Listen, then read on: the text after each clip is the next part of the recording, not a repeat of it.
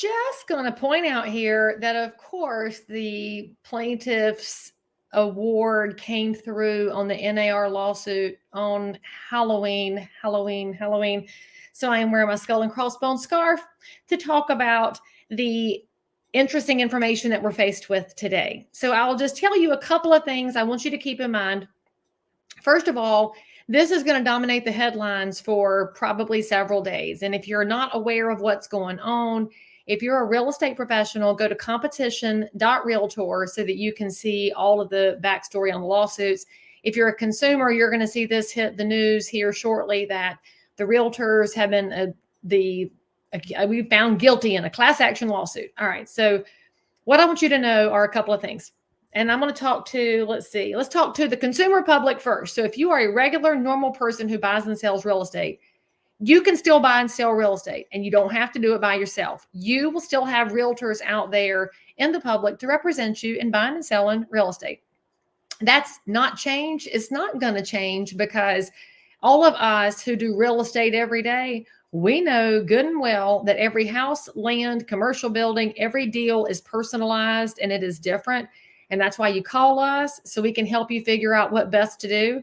So for example, when I get off my calls here just shortly, I'm going to be talking to one of my clients who, when they bought their house, they bought an additional lot next to it. And now we're trying to figure out if it's a good time to sell that lot, what it's worth, how do we go through the city planning, what's the zoning on it. We're going to do a lot of detail work before they even say yes or no, because that's what your realtor does. And that's not going to change based on some bunch of class action lawyers out in the middle of the country. So I want you to know that your real estate transactions can go on. You can still call a realtor. So do not be stressed out about any of that. Now I want to talk to the real estate professionals out there, because some of y'all are probably feeling like you should throw up in your mouth a little bit about what's going on here. But I want you to calm down, because here's the reality. We have a judgment that came in for I've already lost the number on my phone here because let's see, $1.78 billion. Okay. So first of all, that sounds like a lot of money, because it is a lot of money and it almost feels like monopoly money. But what happens here is the class action lawyers are the ones that are going to make all the money on this. And so there's going to be a bunch of negotiating going on. There will be appeals filed.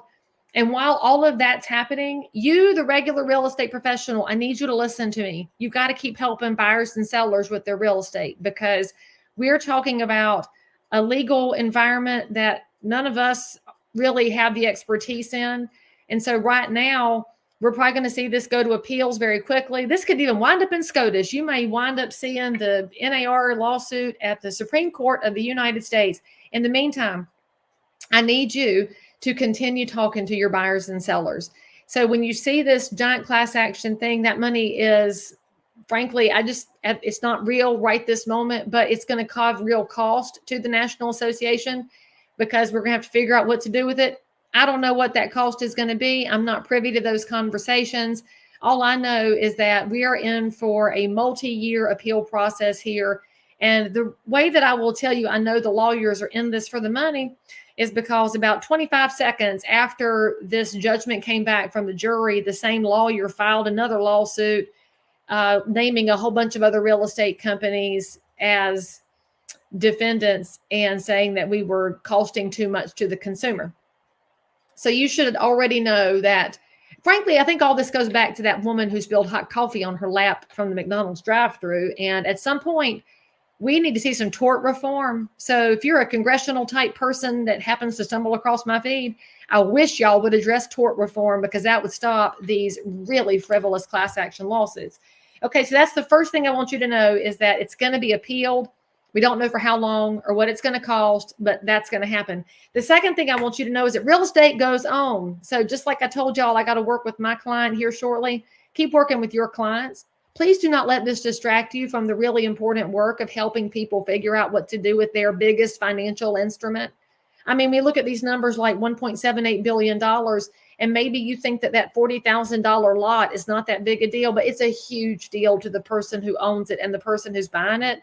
And frankly, if it weren't a big deal, all of our local governments wouldn't be trying to zone all of our land out of existence. So make sure that you are focused, that real estate's going on. Now, here's a very important thing.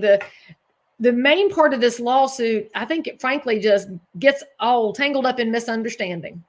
Now, why do buyers and sellers misunderstand where the commissions go, who they're paid to, how they're negotiated, all of that stuff? Well, y'all, I'm just going to say it. Some people don't listen very well. And I know that sounds ugly, but we're in a world right now that is full of noise. I cannot go 2 steps through my living room without a notification on my phone. And then if I'm listening to the TV, it's jumping around and the radio's jumping around. And then there's news coming in from 1,000 different sources. If I need to sit down and listen to someone, I try really hard and the notification goes off and I start to twitching. And that's why people don't hear what you're saying anymore. So I got that. It just means that I, as a realtor, and you as a realtor, we got to do a much better job of making sure our clients understand things, get some initials here and there that they understand what we talked about, because how we're compensated is a really good and efficient system. And it has worked really well for a long time, providing a free and fair marketplace. It's free of discrimination and provides so much opportunity for buyers and sellers. It's a really good thing. So we got to continue making sure that the public knows the way that we're set up works for them. That's on us. Now, on you, the consumer, please ask good questions, because if I offer to you several different setups for the way that you can compensate me and the ways that we could talk a la carte, we can talk hourly, we can talk commissions. There's all different ways to be compensated. You have a lot of choices. And frankly, I'm always going to make sure you know the differences there, because I'm a 23-year professional realtor. I know a lot, and I'm going to make sure that I dial all that knowledge in for you, and you're paying for that. And there's nothing wrong with me being compensated as a professional. But this means that part of what I'm being paid for is not just the transaction I'm in today. And that's kind of one of the things that drove me crazy listening to the testimony and reading the transcripts from the lawsuits. There are a lot of people in the public who don't understand that what you pay for from a realtor is often the knowledge we got from other transactions, or what we get from being in the community, going to county commission meetings and talking to elected officials and understanding regulatory environments and zoning and all the infrastructure things going on and all the pieces and parts. And we bring all of that knowledge to the table for you. And then sometimes we're not compensated at all. So just know as an agent what you're selling. And frankly, you should not walk into the house saying, here's what I charge, it's X. You should say, here's all the things that I do and the things that I know and the ways that I'm going to work. And here's what I charge for it. So what if we define the value first and then talk about the fees?